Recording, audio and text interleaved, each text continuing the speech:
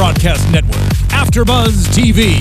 Over 20 million weekly downloads in over 150 countries, and your number one source for after-show entertainment.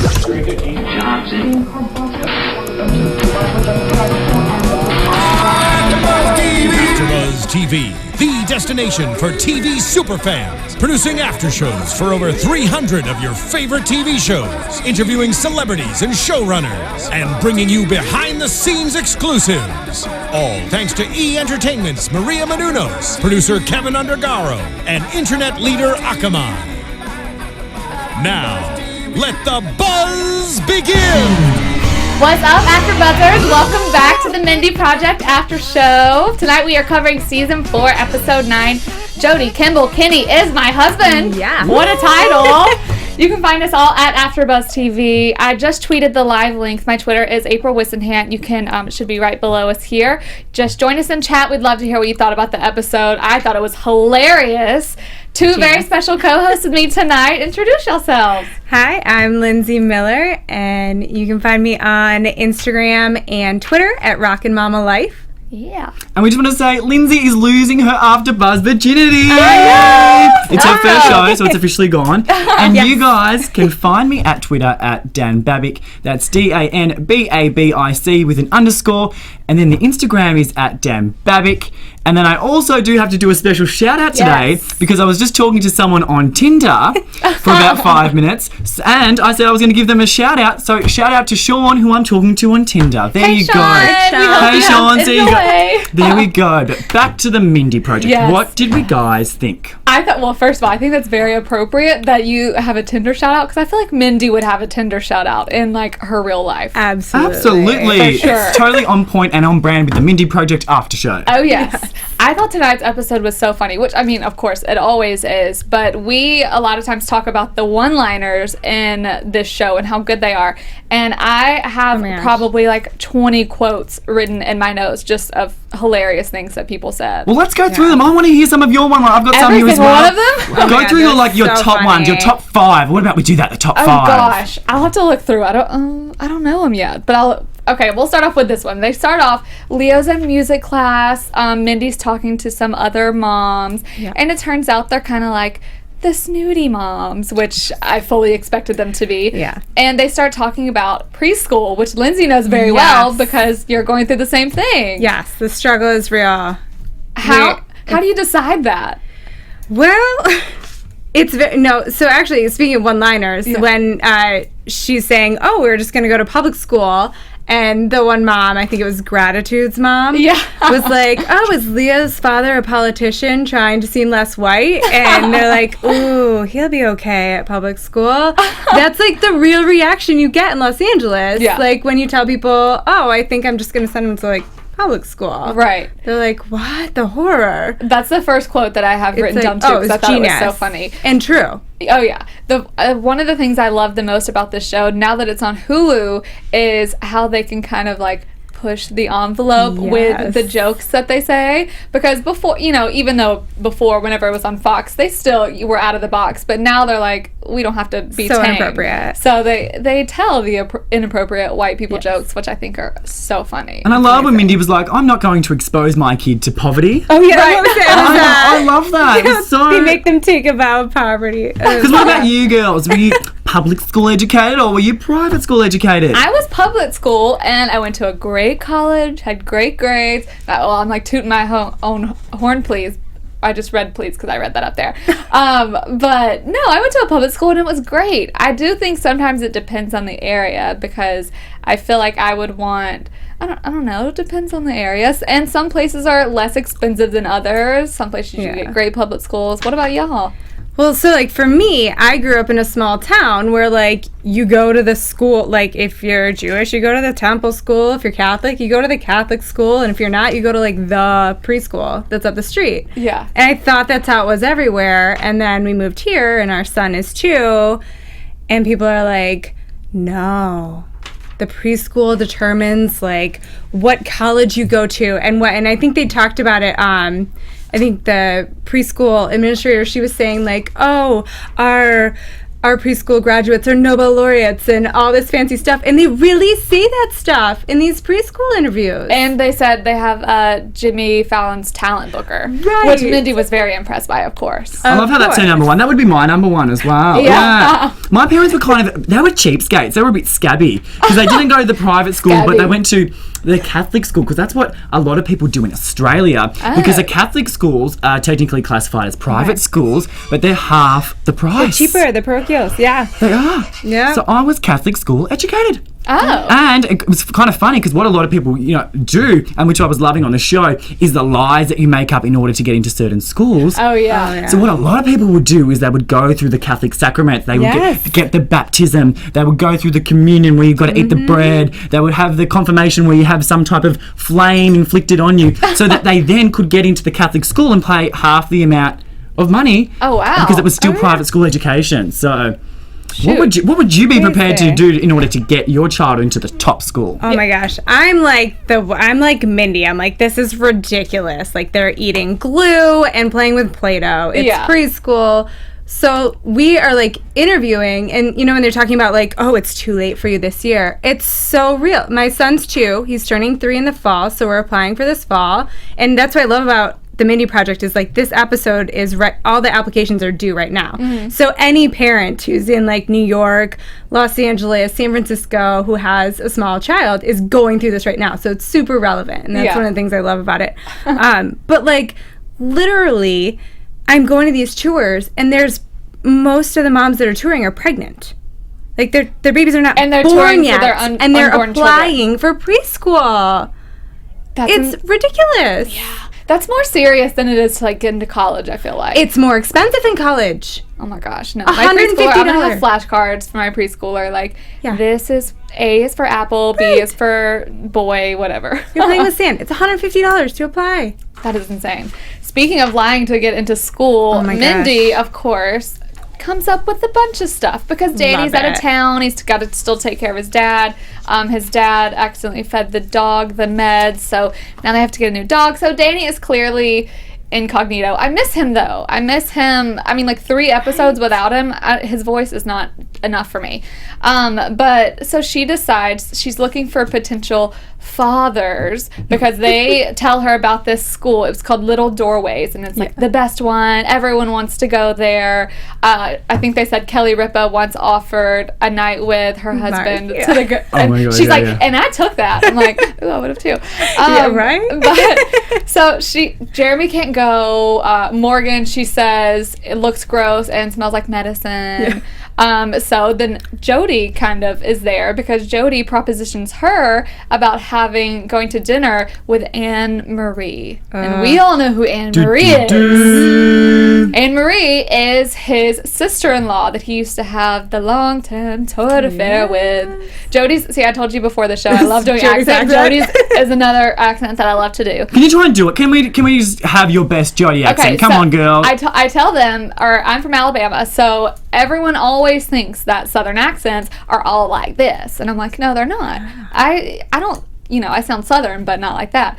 But Jody is just like another, like, world-class Southern man, and he just wears his suspenders and his checkered shirts. And so I love it. It's almost like an old school, like, I don't know, lady. I don't even know what I'm trying to say. No, I love it. I love his, though. So he wants Mindy to go to dinner with him and Anne Marie because they can't be alone, and he really, turns out, wants to make her jealous. So that's how Mindy kind of lures him into it. She says, I'll do this favor for you if you do this for me.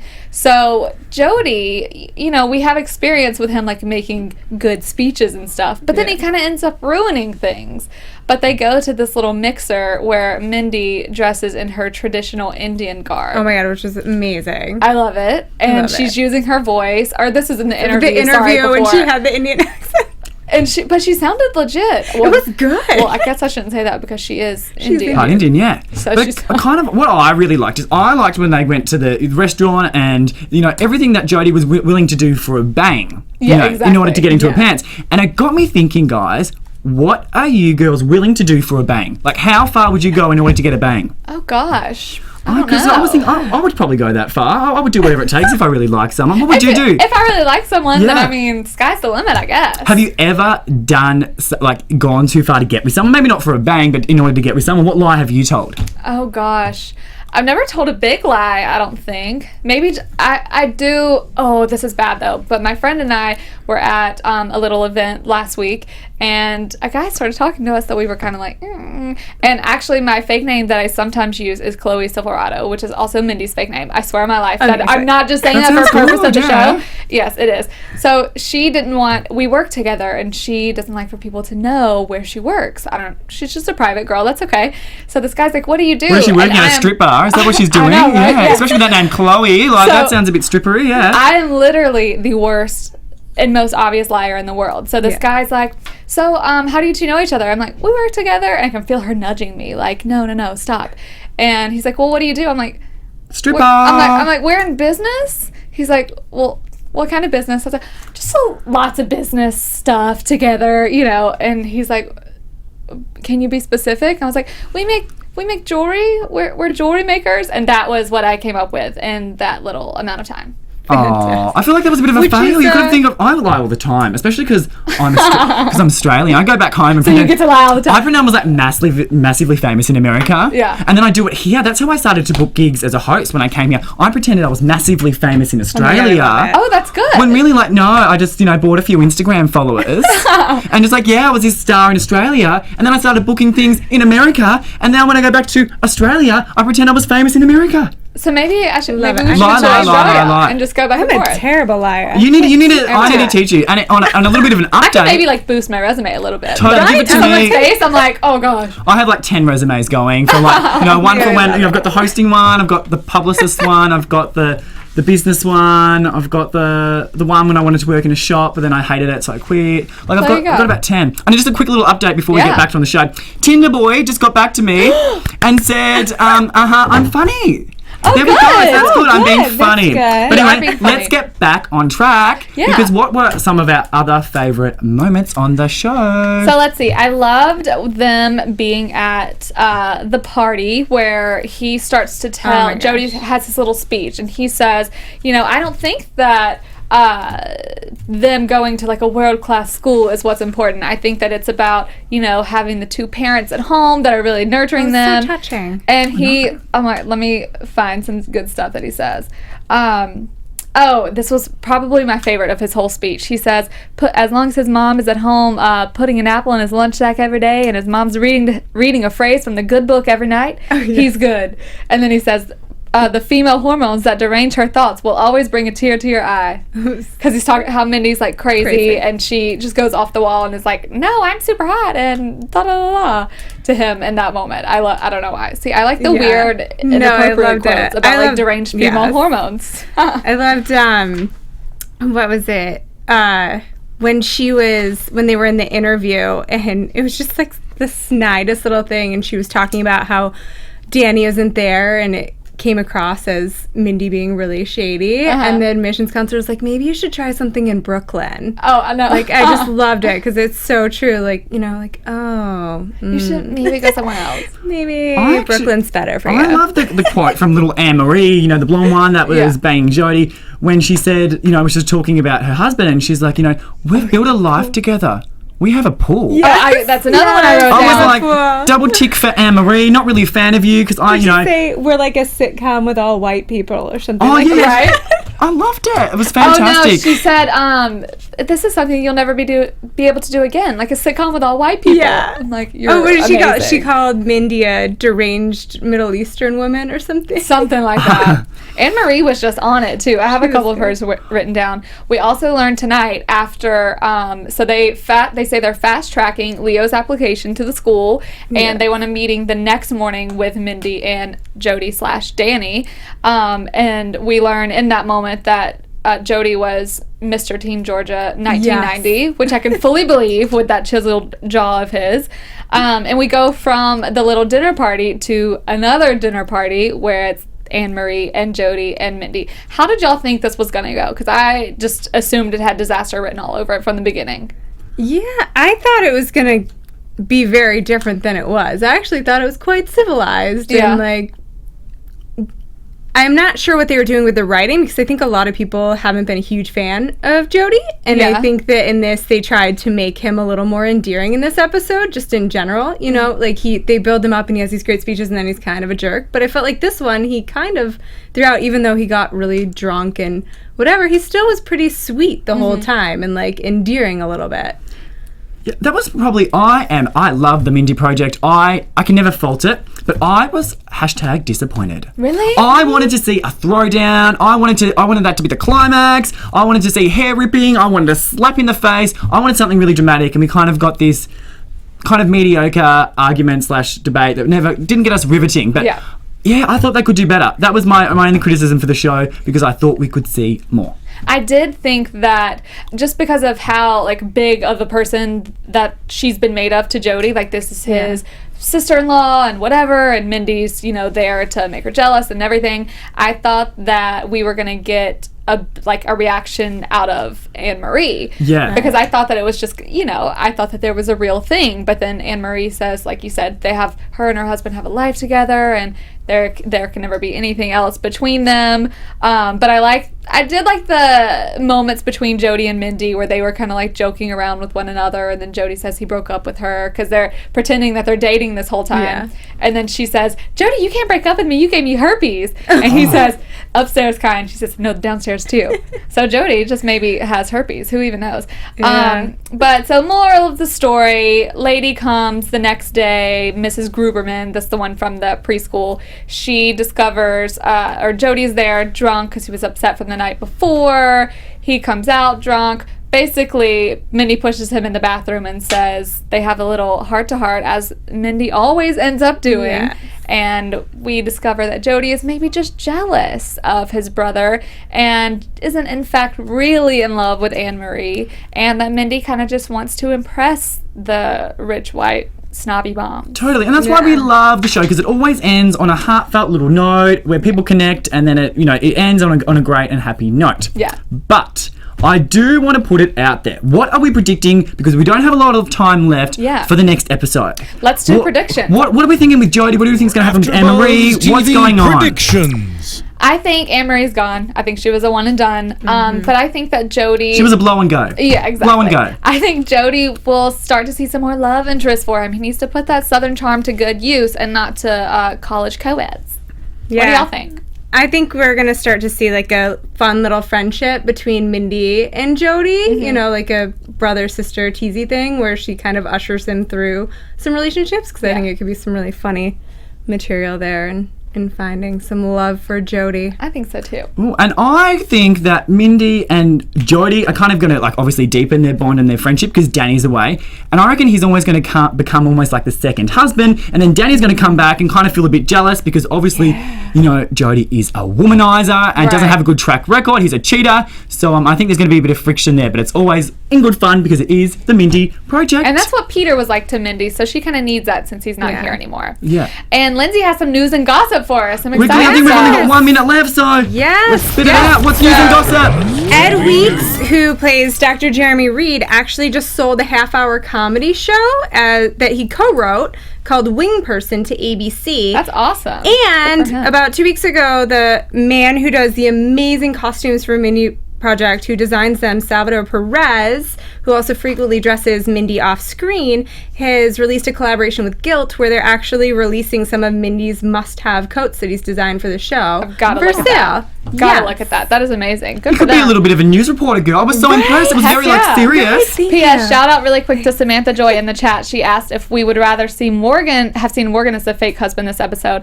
and kind of for me. Definitely yes. Because I need more of him all week. Well, thank y'all so much for joining us. I had so much fun. Thanks for being here tonight. That's y'all. all right. Thanks for You can having find us. all of us at AfterBuzz TV. Like, comment. We love hearing what you have to say about the show. You can find me on Twitter, Snapchat, Instagram, basically everywhere at April Whisenhant.